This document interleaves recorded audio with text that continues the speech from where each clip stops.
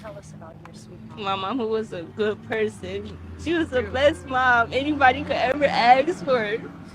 My mama, she woke up every day and went to work for us. For us.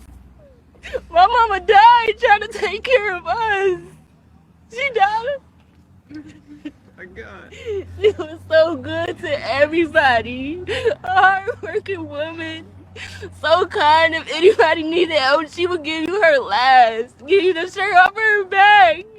She did not deserve that at all. How many kids does your mom? 6. All 6 of us. Me and my 5 girls siblings. and 1 boy. My brother. And she's aware that she took us from her.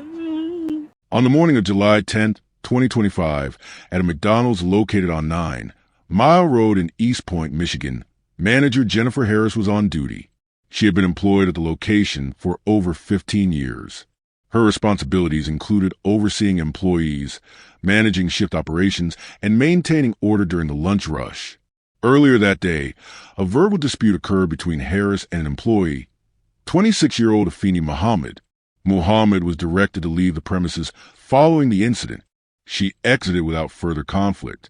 At approximately 8 a.m., Muhammad returned. She was wearing a hooded mask. She entered the restaurant carrying a kitchen knife. Surveillance footage and witness accounts confirm that she approached Harris directly. The attack lasted less than 2 minutes. Harris sustained multiple stab wounds. A customer, legally armed, discharged 1 round and detained Muhammad at gunpoint until police arrived. Harris was declared dead at the scene. Muhammad was taken into custody. The McDonald's employee accused of stabbing and killing her manager was arraigned on first-degree murder charges this afternoon in East Point. Police say the suspect was sent home from work after an argument. Then she returned with a knife and a mask. Gino Vici joins us live from the McDonald's location on 9 Mile in East Point with more on the charges the suspect is facing. Gino. Well, that's right, Shayna, and hello to you, Terrence. Now, we learned from this arraignment, 26-year-old Afeni Muhammad admitted to police she returned to work with a mask, armed with a knife, and she also admitted to stabbing and killing her manager, 39-year-old Jennifer Harris. Publicly accessible social media videos posted by Muhammad in the days prior show her discussing dissatisfaction with the work environment and alleging mistreatment. These posts reference toxic energy and the need for it to stop. I got sent home early yesterday. I got sent home early today by the same person. I'm telling you, she's a bully. This shit isn't funny.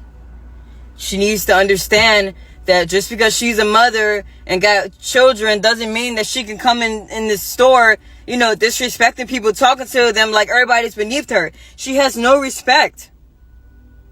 And it isn't funny at all. Like, seriously, man, I got shit I gotta take care of. And she keeps sending me home early. It's not funny. She's playing games. And then all day, throughout the day, she keeps saying her little racial shit. And then throughout the day, she keeps on, putting negative energy in the air, talking about people, gossiping about people. It's not funny, man. That shit gonna have to stop. She's a bully.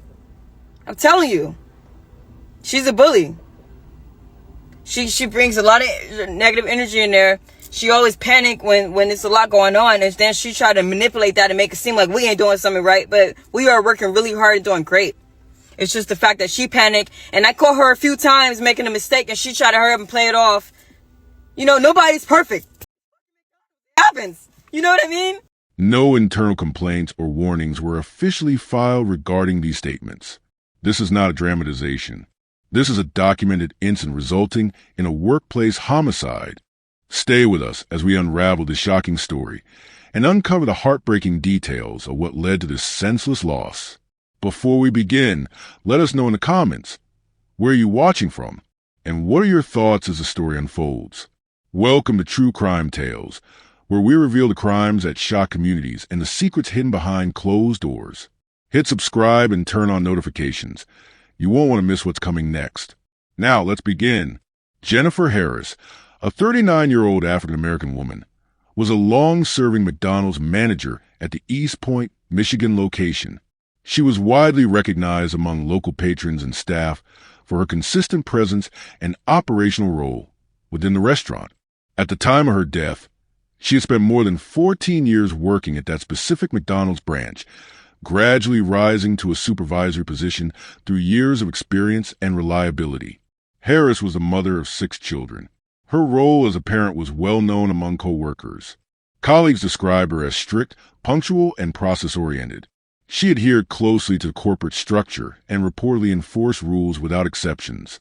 According to multiple staff members, she prioritized professionalism and did not tolerate tardiness, insubordination, or inappropriate conduct during shifts. Some employees viewed her leadership as overly stern. Anonymous accounts surfaced after the incident, with a few former employees alleging that Harris could be harsh or dismissive in her tone. However, no formal HR complaints were documented against her within the store's public employment history. There was no known record of violence, workplace retaliation, or unresolved disputes escalated to corporate level. Despite isolated frustrations expressed by some staff, most described Harris as fair and focused on maintaining discipline. There were no signs that she was aware of any active threats or grievances at the time of her death. Afeni Muhammad is a 26-year-old woman who had previously worked at the same East Point McDonald's location. Her employment there was recent and short-term. She had only been employed for a few months before the fatal incident occurred in July 2025. During her time at McDonald's, Muhammad allegedly clashed with management. According to internal reports, she had verbal disagreements with supervisors, including Harris. These disagreements involved scheduling issues, disciplinary warnings, and performance concerns. She was not under active suspension at the time of the incident, but had reportedly been reprimanded for behavior shortly before the fatal day. No verified mental health history was submitted during her arraignment, but prosecutors referenced concerns regarding her mindset based on statements she made both online and to police. Muhammad maintained an active online presence under the Instagram handle Official Rising Phonics. Her posts included personal monologues, commentary on workplace dynamics, and direct criticisms of her managers. In the week leading up to the attack, she posted videos referencing what she described as bullying by upper staff. In one clip, she stated, "That negative energy she's bringing in there, that's gonna stop." So her, all that animosity and shit that she keep putting in the air and stuff, then trying to tell me, I'm always snapping on people. No, that's false. No, I don't snap on people. I don't go in there doing that. I tell her, no, I make peace. That's what I'm doing. I've been creating peace. So all that negative energy that she's bringing in there and trying to manipulate it, no, that's going to stop. All that negative shit she's saying about, her personal life, all of that. No, she's bringing all of that in there and then playing games saying she want to take her belt off and beat somebody. Y'all act like my kids in here. No, we ain't your kids. Respect us. Stop talking to us like that. I'm telling you. But to get sent home 2 days in a row, man, and I came in on my off day to make up my time, and she still sends me home early, it's not funny. Somebody will have to do something about that. It's not funny. It's not fair. It isn't funny at all. So, she could keep being a bully if she wants to, but that shit is going to catch up to her. Because it ain't funny at all. It ain't. The tone of her videos fluctuated between philosophical reflections and accusatory rants. There was no prior criminal record listed in public databases for Muhammad at the time of her arrest. Family members later stated they were shocked by her actions. Close acquaintances claimed she had shown signs of stress in recent weeks, but had never expressed intent to harm anyone. None admitted to being aware of any imminent risk or plan to commit violence.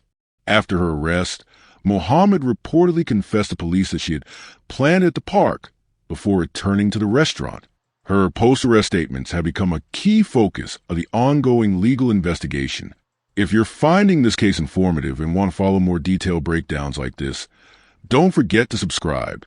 We cover complex true crime stories with deep analysis, unanswered questions, and facts that others overlook. Hit that bell icon so you don't miss what comes next. On the afternoon of July 7th, 2025, Afeni Muhammad reported to her scheduled shift at the East Point McDonald's. At some point during her shift, she became engaged in a heated verbal altercation with Jennifer Harris. Eyewitnesses later said the argument was loud and drew attention from staff and some customers.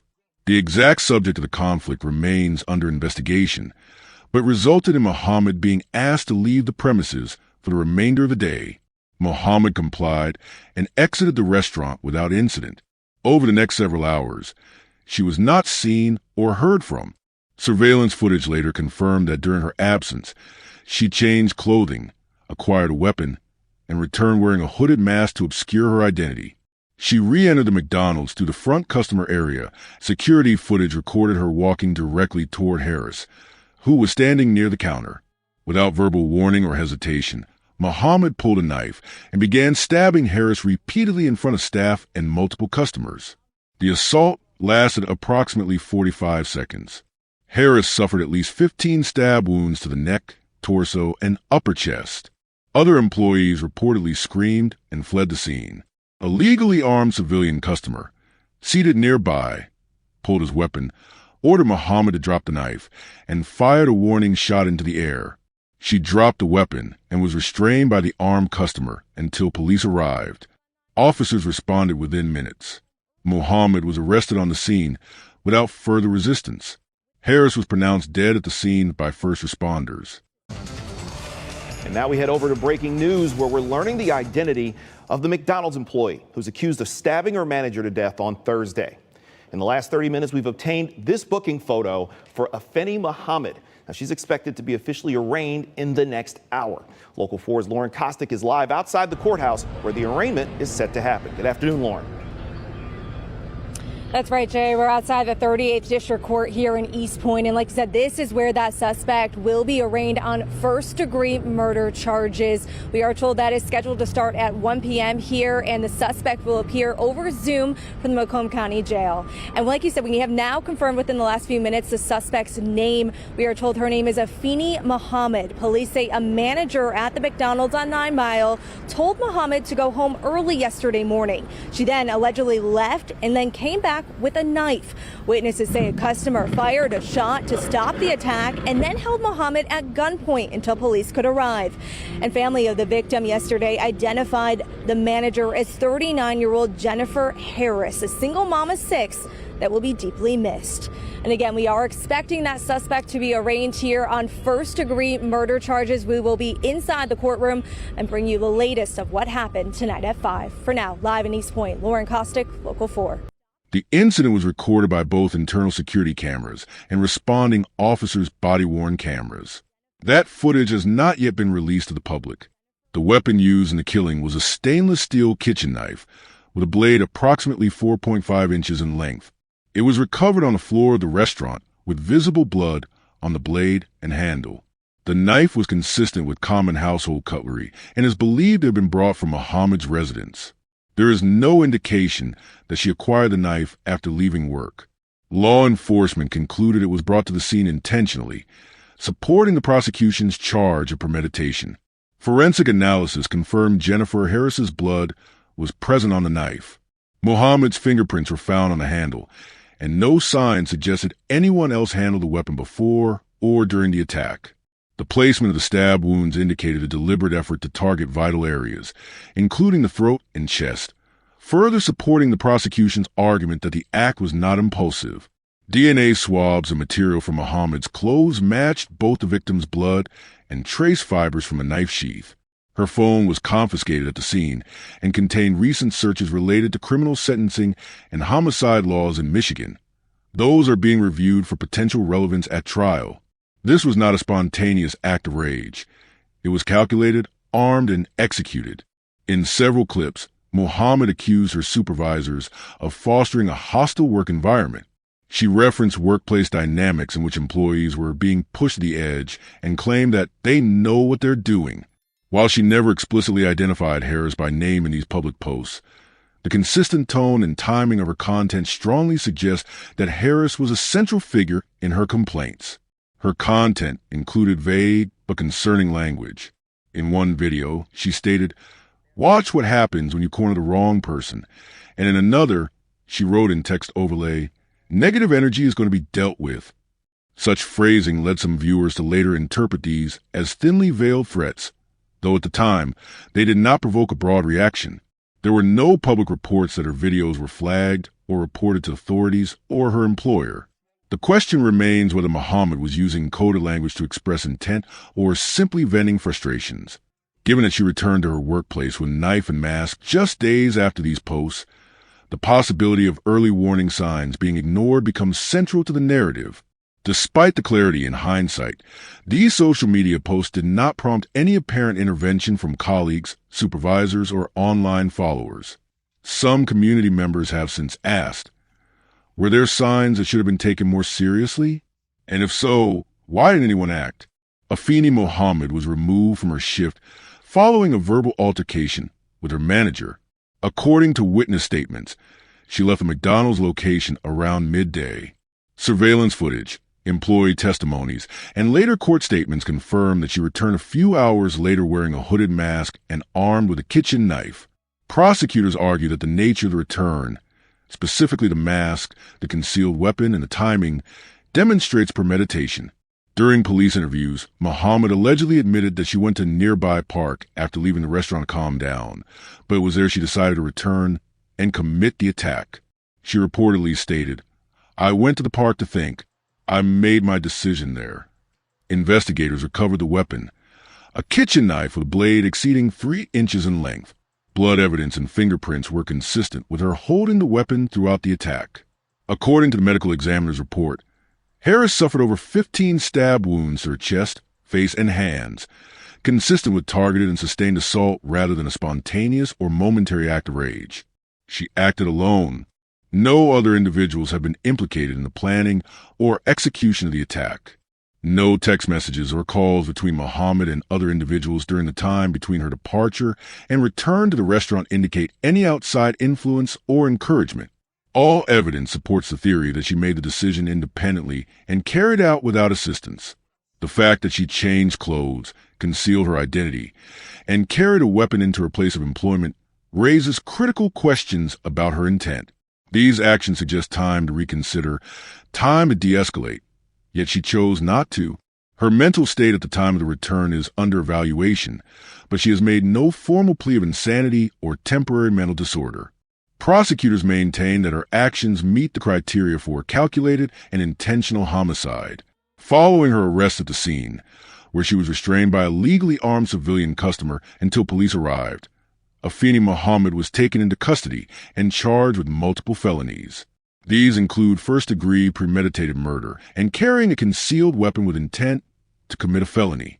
At her arraignment, bond was set at $25 million, citing the severity of the crime, the deliberate nature of the act, and potential risk to the community.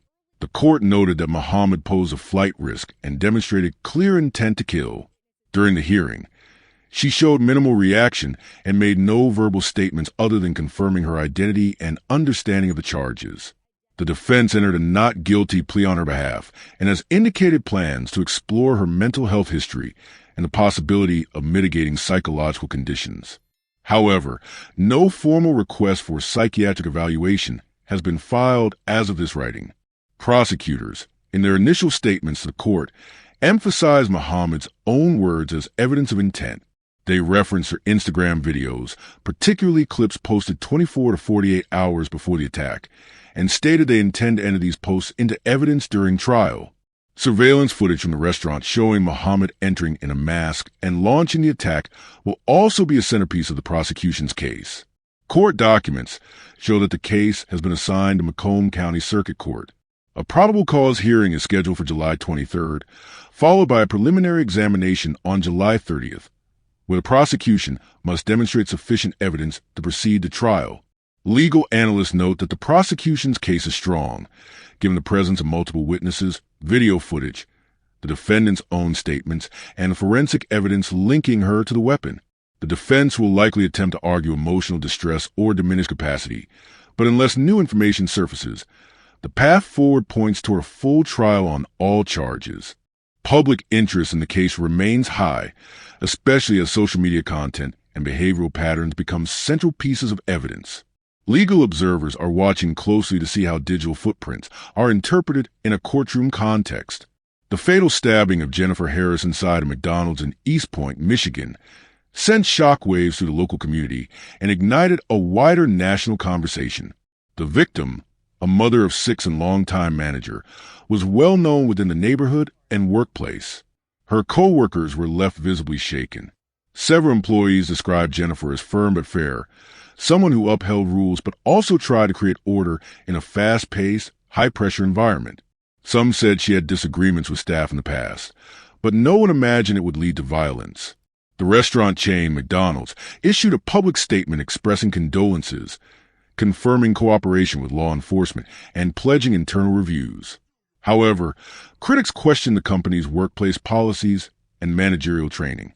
A notable silence emerged regarding internal HR procedures, raising questions about whether prior incidents between Jennifer Harris and Afeni Muhammad had been formally documented. Jennifer's family, devastated by the sudden and public loss, spoke out during media interviews and through attorneys. Her sister called the killing senseless and avoidable, demanding accountability not just from the assailant, but from those who allowed tensions to escalate. A GoFundMe campaign was launched to support Harris's children. As of mid-July, it had surpassed $80,000. Vigils were held outside the restaurant, where members of the community lit candles and left handwritten notes. Media coverage exploded after footage of the aftermath and Afeni Muhammad's social media surfaced. National outlets framed the story around workplace violence and mental health. Local news, however, focused on the personal loss and community healing. Both narratives clashed over the role of workplace dynamics. One of the most polarizing developments was the involvement of an armed civilian. A customer lawfully carrying a firearm intervened during the attack, firing a shot to halt the suspect and holding her at gunpoint until police arrived. Some hailed the man as a hero. Others questioned the normalization of civilians engaging in deadly force scenarios. Was his response justified, or did it risk escalating further violence? Many unanswered questions continue to surround this case, particularly about warning signs and institutional failure. Why wasn't Afeni Muhammad flagged earlier for concerning behavior? Social media posts recorded just days before the stabbing showed her expressing strong resentment toward management. She accused the environment of being toxic and accused supervisors of bullying. These posts were public. Did anyone at the restaurant see them? If so, why were they not escalated to HR or law enforcement? Was there a failure of management or HR at McDonald's? If Muhammad had previous altercations or complaints against her, were they properly documented? Did HR ever intervene, mediate, or offer support to either party? No official internal reports have been released, and McDonald's has declined to comment on personnel matters, citing legal constraints. Did anyone witness warning signs and choose silence? Co-workers later admitted that tensions between Harris and Muhammad were building for weeks. Yet, no formal complaints or internal escalations appear in the public record. Was there a culture of ignoring conflict, hoping it would resolve on its own? Was there a history of conflict between the two? Multiple sources confirmed that Harris and Muhammad had a strained relationship. Muhammad reportedly felt targeted or mistreated, while Harris may have viewed her as insubordinate. But whether their interactions ever crossed legal or policy thresholds remains unverified. Why did she record and post videos days before the attack? The videos serve as troubling evidence. In one clip, she said, "That negative energy she brings in there, that's going to stop." Was this a veiled threat, a cry for help, or a declaration of intent? Was this part of a larger pattern of toxic workplace environments? Online commenters and former fast food workers weighed in after murder, describing similar experiences of managerial conflict, poor oversight, and high stress. Is this killing an outlier or the result of systemic negligence in corporate food service environments? Could this have been prevented? That question lingers. With public social media content, escalating tension at work, and apparent warning signs, should anyone have intervened? Could Jennifer Harris still be alive if there were stronger reporting mechanisms or better employee mental health support? This case is not just about one killing. It exposes broader issues that extend into labor policy, mental health, gun rights, and digital behavior. Violence in the workplace, rising trend or isolated event. Workplace homicides, while statistically rare, are rising in certain sectors. Retail and food service, where stress is high and pay is low, are among the most vulnerable. Is this a one-off act of revenge or a symptom of a broader crisis? Afeni Muhammad's online posts may reveal psychological distress. Yet, no records confirm she received mental health care. Social media platforms allowed her to vent publicly. But are these platforms able or willing to detect signs of violence before it's too late? What protections exist for managers or staff who feel threatened? Did McDonald's provide conflict resolution resources? Was the onus on staff to report, or was there proactive oversight? The case reveals gray areas in corporate liability. The bystander who intervened with firearm prevented further harm. But what if he had missed? What if police misread the scene? Civilian interventions are increasingly part of violent incidents, but there are few national standards on when or how force should be used. How often do warning signs go unreported or ignored? The most pressing issue is the inaction surrounding warning signs. From social media threats to strained workplace interactions, red flags were present. Why weren't they taken seriously? How many tragedies begin as ignored tension? Jennifer Harris was murdered at her workplace by someone she once worked alongside. Her killer, Afeni Muhammad, left behind a digital trail and a day-long timeline that pointed to premeditated intent. The public is left grappling with key contradictions, a known conflict, a lack of formal intervention, and missed opportunities to de-escalate. As of July 2025, Muhammad remains in custody. A preliminary hearing is set for July 30th. Prosecutors are pursuing first-degree murder, and the defense has not yet announced a strategy. The case could stretch into a prolonged trial with national attention. What would you have done if you saw the signs?